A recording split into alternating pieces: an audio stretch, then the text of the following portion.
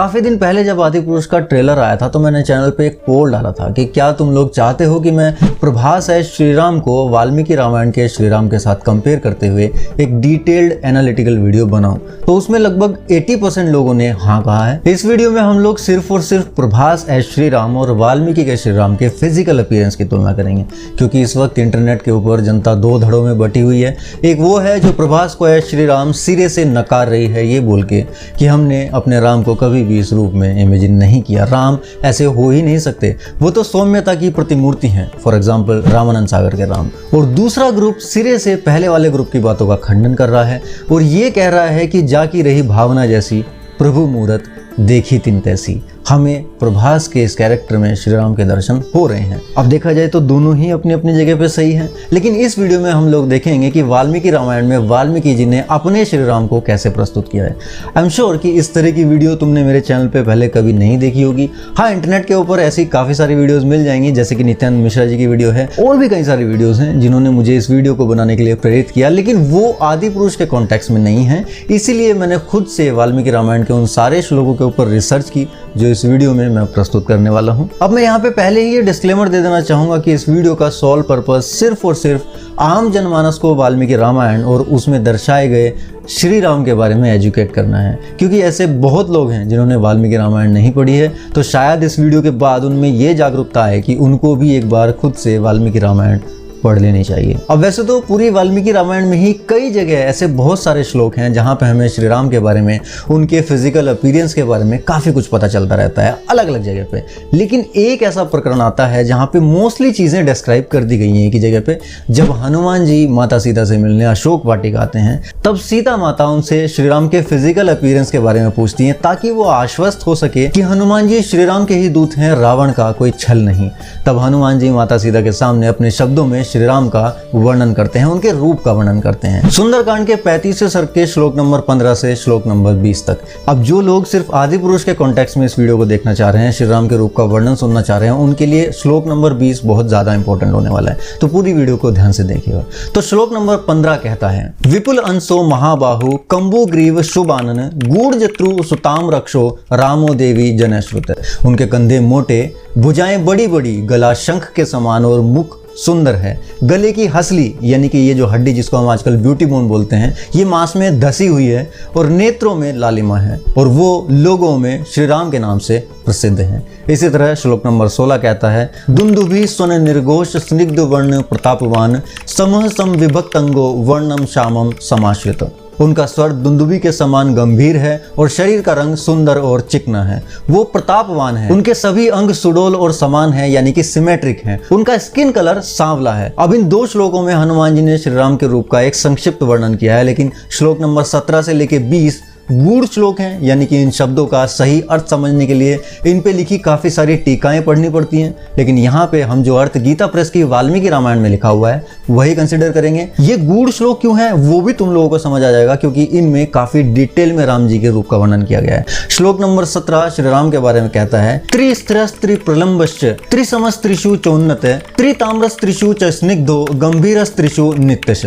उनके शरीर के 3 अंग स्थिर यानी कि सुदृढ़ हैं, मजबूत हैं, लेकिन श्लोक में वो 3 अंग कौन से हैं वो नहीं लिखा है। अब उन 3 अंगों के बारे में जानने के लिए हमें सामुद्रिक शास्त्र और विभिन्न टीकाओं का सहारा लेना पड़ेगा, क्योंकि अलग अलग लोग उन 3 अंगों की अपने अपने हिसाब से व्याख्या करते हैं। लेकिन गीता प्रेस की वाल्मीकि रामायण में श्लोक के हिंदी अनुवाद में लिखा गया है कि त्रिस्थिर यानी कि उनके 3 अंग स्थिर हैं, उनकी जांघें, कलाई और उनकी मुष्टिका यानी कि फिस्ट। त्रिप्रलंबश्च यानी कि उनके 3 अंग लंबे हैं, आईब्रोज, भुजाएं और सोल यानी कि पैरों के तलवे। फिर आता है त्रिसमः, अर्थात उनके शरीर के 3 अंग समान हैं यानी कि यूनिफॉर्म है। कौन कौन से 3 अंग हैं? हेयर लॉक्स, टेस्टिकल्स और नीज यानी कि घुटने। त्रिशुचोन्नत यानी कि 3 अंग उन्नत हैं, एलिवेटेड हैं, छाती, रिम ऑफ द नेवल और लोअर एब्डोमिनल। त्रिताम्र यानी कि 3 भाग लालिमा लिए हुए हैं, रेडिश हैं, rim of the eyes, nails और हाथ और पैरों के तलवे यानी कि पाम एंड सोल्स। त्रिष्ट स्निग्धो यानी कि उनके 3 अंग स्निग्ध यानी कि चिकने हैं, उनके हेयर्स, उनके तलुओं की रेखाएं और the end of membrane viral. अब ये the end of membrane viral क्या है ये खुद गूगल कर लेना, समझ जाओगे, यहाँ बताना उचित नहीं होगा क्योंकि कुछ लोग इसकी गूढ़ता को समझे बिना इसको लेके भी उत्पात मचा सकते हैं। फिर है गंभीर त्रिशु नित्यश, यानी कि उनका चरित्र, उनकी चाल और उनका स्वर गंभीर है। ये था 17वां श्लोक। फिर आता है 18वां श्लोक, वो भी कूट श्लोक है। त्रिवलिवान त्रियवनतः चतुर्व्यंग त्रिशीर्षवान चतुष्कलह चतुर्लेख चतुष्किस्कु चतुः सम। त्रिवलिवान यानी कि उनकी स्किन में 3 फोल्ड पड़ते हैं, 3 रेखाएं पड़ती हैं। कहाँ की स्किन में? उनकी नेक और बेली की स्किन में।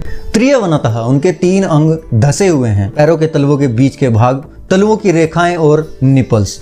चतुर्व्यंग यानी कि 4 अंग छोटे हैं, गला, पीठ और दोनों पिंडलियां।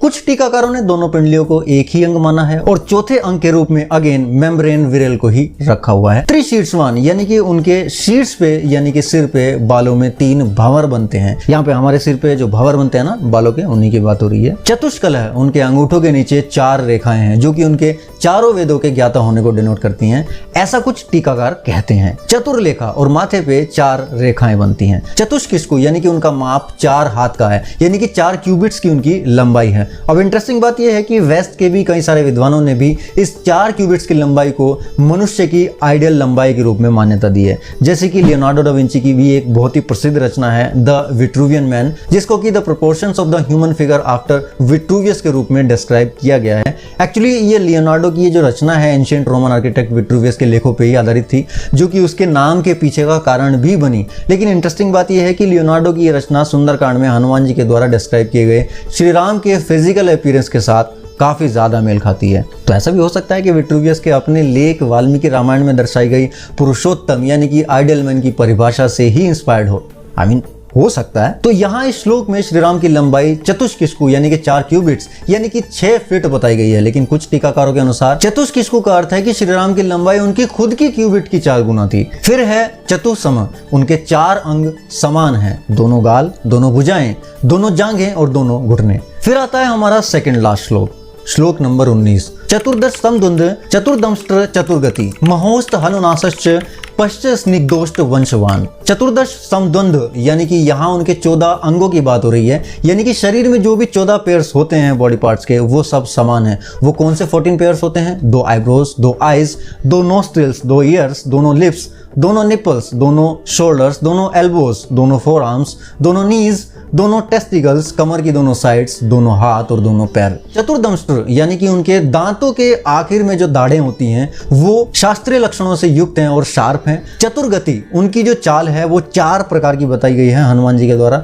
कभी वो सिंह के समान चलते हैं, कभी बाघ के समान, कभी हाथी के समान और कभी सांड के समान। महोष्ट हनुनासश्च यानी कि उनके लिप्स, चिन और नोज सभी उत्कृष्ट हैं अर्थात एक्सीलेंट हैं। पंच स्निग्ध यानी कि उनके 5 लिम्स स्निग्ध अर्थात ग्लोसी हैं। कौन कौन से हैं वो 5 limbs? Hair, eyes, teeth, skin और सोल्स यानी कि उनके पैरों के तलवे। अष्टवंशवान अर्थात उनके 8 लिम्स लंबे हैं, दोनों हाथ, दोनों पैर, दोनों पिंडलियां और हाथ और पैरों की उंगलियां। अब वैसे तो इन सभी श्लोकों में दर्शाई गई राम जी की छवि के अनुरूप तुम लोग आदिपुरुष मूवी में दिखाई गई श्री राम की छवि से तुलना कर सकते हो, लेकिन अब जो 20वां श्लोक यहाँ पे आएगा वो आदिपुरुष के कॉन्टेक्स्ट में ज्यादा फिट बैठेगा, जिसके बारे में मैं पहले ही बात कर चुका हूँ। कैसे, वो श्लोक का अर्थ जानने पर तुम लोगों को पता चल जाएगा। श्लोक कुछ इस प्रकार है। 10 पद्मो 10 बृहत त्रिभी व्याप्तो द्विशुक्लवान षड उन्नतो नवतनु त्रिभी व्याप्तोन्नति राघव। 10 पद्म यानी कि उनके 10 लिम्ब, पद्म यानी कि कमल के समान हैं, जो कि हैं द कॉन्टिनेंस यानी कि उनकी मुखाकृति। माउथ, आईज, टंग, लिप्स, मुंह के अंदर जो पैलेट होता है ना वो तालू, वो चेस्ट, नेल्स, हाथ और पैर। 10 बृहत यानी कि 10 लिम्ब बड़े हैं यानी कि विशाल हैं। Chest, head, forehead, neck, arms, shoulder, heart, feet, back and ears. त्रिभी व्याप्त यानी कि उनकी 3 चीजें इस संपूर्ण संसार में व्याप्त हैं, स्प्लेंडर, रिनोन और ग्लोरी यानी कि उनकी श्री, यश और प्रताप। द्विशुक्लवान यानी कि उनके मातृकुल और पितृकुल दोनों शुद्ध हैं। षडउन्नत अर्थात उनके 6 लिम्स उन्नत हैं, एलिवेटेड हैं। उनके flanks, abdominal area, chest, nose, shoulders and forehead. नवतनु, अब इस शब्द में सारा खेल छुपा हुआ है। नवतनु अर्थात उनकी बॉडी के 9 अंग थिन हैं, पतले हैं। अब चूंकि ये एक कूट श्लोक है तो ऊपर के श्लोकों की तरह ही वो 9 अंग कौन से हैं इसकी अलग अलग टीकाओं में अलग अलग व्याख्या है, जिसमें 2 सबसे ज्यादा प्रचलित हैं। नवतनु वो 9 अंग कौन से हैं? हेयर्स, नेल्स, बॉडी हेयर्स यानी कि रोएं, स्किन, फिंगर जॉइंट्स, बुद्धि, परसेप्शन, मेम्ब्रम विरिल एंड उनके फेशियल हेयर्स। अब चूंकि कुछ टीकाओं में फेशियल हेयर्स शब्द का इस्तेमाल नहीं किया गया है, केवल केश शब्द का प्रयोग किया गया है, लेकिन कुछ टीकाओं में स्पेशली दाढ़ी के बाल शब्द का प्रयोग किया गया है, लेकिन कहीं पे भी केवल मूंछों का प्रयोग नहीं किया गया है। यानी कि जिन भी विद्वानों ने नवतनु के अकॉर्डिंग श्री राम के 9 पतले अंगों की तरफ इशारा किया है, उनमें या तो दाढ़ी और मूंछ दोनों के बाल हैं या फिर दोनों ही नहीं हैं। और चूंकि वाल्मीकि रामायण काफ़ी प्रैक्टिकल ग्रंथ है, वाल्मीकि जी ने श्री राम को राजा राम की तरह देखा क्योंकि वो उनके समकालीन थे, और उनका चरित्र चित्रण उसी प्रकार किया भी। वो तो तुलसीदास जी थे जिन्होंने उस समय की देश काल और परिस्थिति के अनुसार रामायण में भक्ति रस को प्रधानता देकर रामचरितमानस की रचना की और कई सारे माया रचित प्रसंगों का इस कथा में समावेश किया।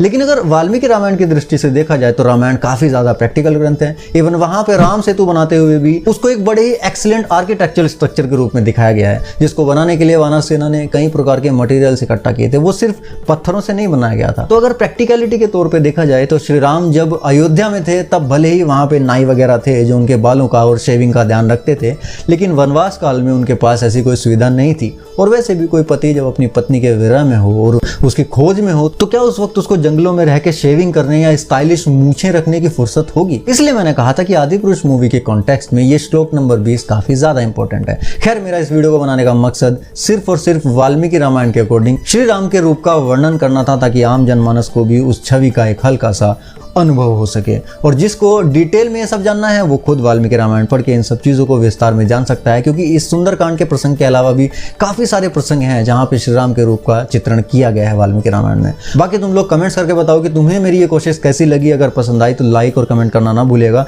और इस वीडियो को शेयर करके हर उस इंसान तक पहुंचाइए जो श्री राम के बारे में जानने की इच्छा रखता है, उनकी छवि को निहारने की इच्छा रखता है। बाकी मैं मिलता हूं तुमसे नेक्स्ट वीडियो में, तब तक के लिए जय श्री राम।